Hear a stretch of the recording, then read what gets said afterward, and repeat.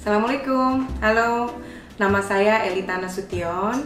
Orang biasa panggil saya Elita.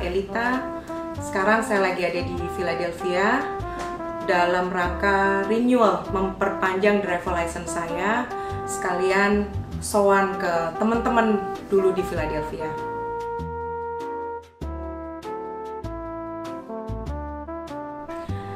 Saya lahir dan besar di Surabaya, Jawa Timur. Jadi walaupun nama saya Nasution, saya tetap arek Surabaya.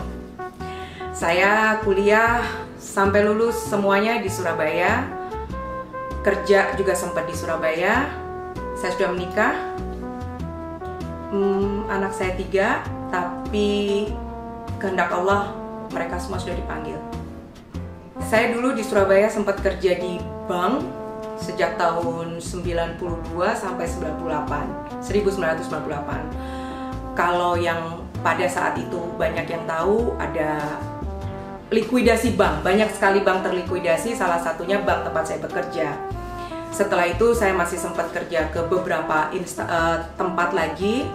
Terus akhirnya sampai pada tahun 2001 saya memutuskan sama suami untuk ke Amerika. Saat itu kita memutuskan ke Amerika ya untuk mencari yang lebih baik, dan kebetulan juga udah ada temen yang sudah bisa dibilang steady. Mereka di Indonesia udah steady, mereka sudah ada pekerjaan yang tetap, sudah tinggal baik, sudah ada rumah. Jadi ya bisa dibilang try to get American dream.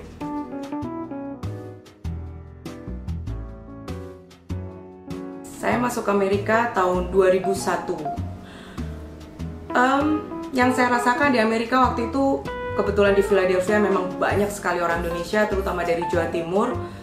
Jadi ngerasa nggak bener-bener ngerasa di tempat yang asing, ngerasa kayak yang namanya homesick itu teramat sangat terasa. Hampir tiap malam nangis karena ya ingat keluarga. Saya dari keluarga besar, nggak pernah pisah, itu aja sih.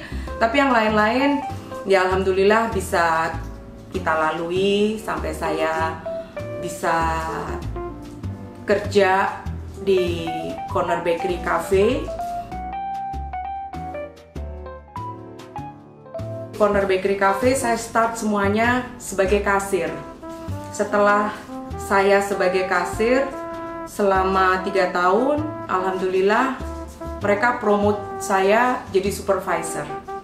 Setelah jadi supervisor setahun, mereka promote lagi saya alhamdulillah jadi store manager. Itu buat saya pribadi prestasi yang saya nggak pernah ngira, karena sebagai seorang perempuan imigran kok bisa ya gitu loh. Tapi ya itu semua tidak gampang, kebetulan saja alhamdulillah saya dapat rezeki. Yang jelas harus kerja keras, do your best. Corner Bakery itu casual restoran yang nationwide, dia areanya, dia buka di hampir seluruh state di Amerika ini. Menunya saya masih kangen sih, karena yang di 17 sama JFK udah tutup. Menunya ya pasta, panini, mungkin yang tahu masakan Amerika ya tahulah dengan menu itu. Salad. Hal lain lagi sebetulnya yang paling seneng saya kerja di Corner Bakery itu suami saya, karena dia demen makan, jadi dia sering dapat free food. Nah setelah saya mulai ada peningkatan taraf hidup setelah saya jadi manajer, alhamdulillah orang tua saya sudah datang ke Amerika buat mengunjungi kita yang kangen. Orang tua saya datang 2 kali atau 3 kali, ya pas Lebaran. Lama mereka di sini 3 bulan, jadi ya itu yang saya rasain. Seperti saya bilang, saya ke Amerika mencari yang lebih baik, taraf hidup yang lebih baik. Ya alhamdulillahnya saya memang tidak memerlukan proses panjang untuk bisa mencapai taraf hidup yang lebih baik itu. Sampai saya bisa jadi manajer, semuanya saya bisa legal kerja di negara ini. Itu nggak perlu proses panjang. Sedangkan banyak rekan-rekan yang lain yang usahanya lebih keras dari saya, perjuangannya lebih berat dari saya, dan sampai sekarang mereka juga belum bisa mendapatkan legalitas itu. Banyak. Karena itu saya tahu American Dream itu memang ya wow, kalau orang lihat wow, hidup di Amerika gampang. Kita kalau bayar tax, dapat tax balik, gak seperti di Indonesia, bayar tax nggak tahu duitnya kemana. Banyak yang bilang seperti itu. Anda harus benar-benar mikir 1000 kali dulu untuk ke Amerika. Karena untuk ke Amerika, satu, urus visa tidak gampang. Untuk biaya berangkat tidak murah. Setelah di Amerika pun Anda akan perlu tempat untuk hidup, tempat untuk bertahan. Dan Anda harus tahu nanti saya mau kerja di mana. Kerja di Amerika mostly itu fisik. Apakah Anda mampu melakukannya? Kedua, yang hal lain lagi.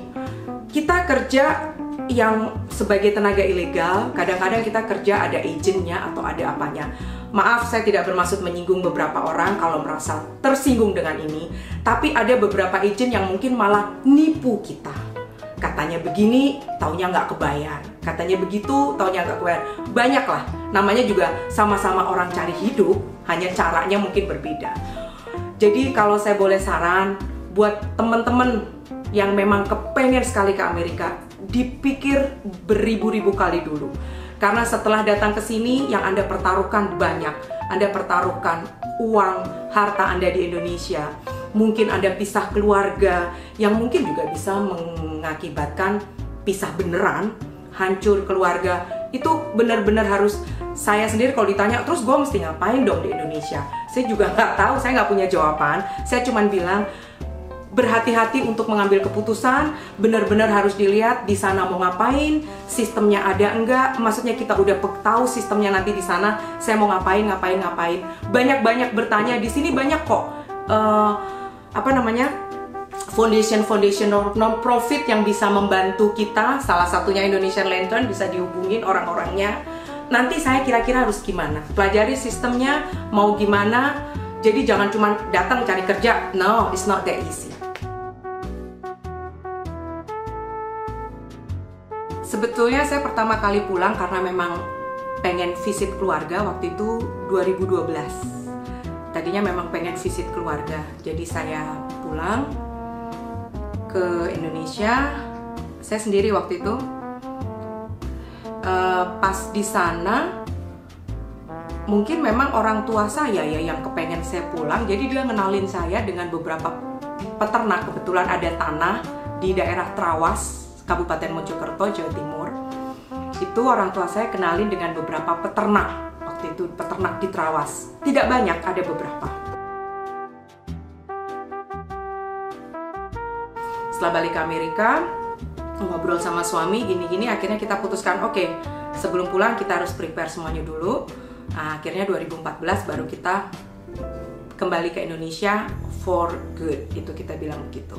Di situ kita mulai ternak ayam petelur di Trawas. Awal saya ternak ayam petelur itu cuman populasinya hanya 1.460 ekor. Dan itu yang ngerjain cuman saya berdua sama suami. Kasih makan, kasih obat, kasih minum, ngambilin telur.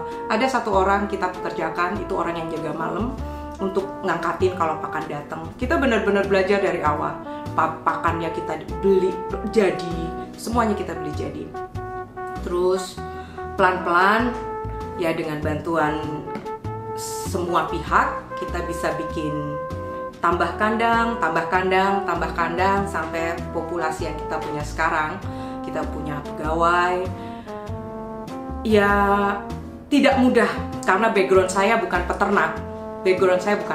Tapi karena saya sama suami waktu itu udah bismillah, kita memang mau tinggal di Indonesia. Kalau ini kita coba 6 bulan, setahun, kalau jalan, oke, kita stay. Kalau enggak, ya balik lagi ke Amerika. Jadi ya sekarang itulah profesi saya sama suami, peternak ayam petelur. Dan alhamdulillah itu juga bisa berjalan dengan baik karena telur sumber protein yang paling murah di Indonesia, daging mahal, itu.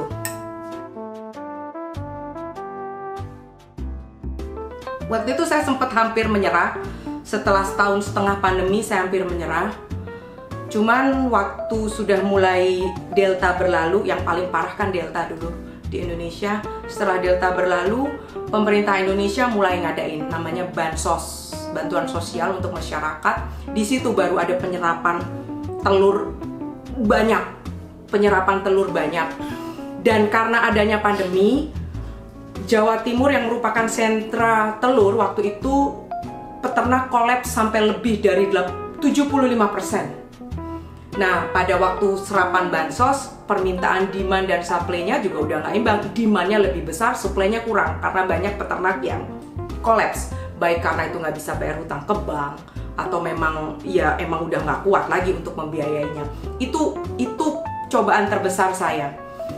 Cobaan yang ujian paling berat saya. Tapi ya, saya ingat sekali waktu itu, saya sudah ngomong ke pegawai-pegawai saya, kamu kalau ada pekerjaan yang lain yang memang menjanjikan, kamu silahkan cari kerja yang lain. Karena ini saya tunggu kalau sampai tahun sekian, bulan ini saya nggak bisa, saya tutup. Pegawai saya bilang, Bu, jangan.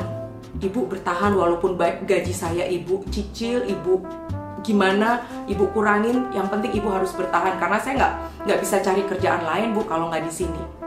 Itu mereka bilang, dan itu jadi semangat saya sih. Benar-benar terjadi, dan sampai sekarang mereka ikut saya. Pegawai saya beternak sudah 10 tahun. Pegawai saya yang ikut saya rata-rata rata-rata ikut saya di atas 7 tahun sudah. Karyawan yang ada sekarang 22 orang, populasi 50.000. Untuk penjualan atau pemasaran telur udah ada orang yang ambil. Jadi kalau istilah Jawanya bakul, sudah ada yang ngambil ke tempat saya. Dan kebetulan adik saya sendiri juga dia punya sembako supplier di Surabaya, jadi dia juga yang masarin juga. Jadi saya ngerjain ini juga, selain suami saya, adik saya juga bantu untuk pemasarannya itu. Dan adik saya juga jadi tertarik karena ternyata dari ayam kita bisa. Memang semuanya ada faktor rezeki, macam-macam itu pasti ada. Buat teman-teman yang tertarik, sekali lagi saya bilang tidak gampang, tapi tertarik mau tanya-tanya apa, silahkan.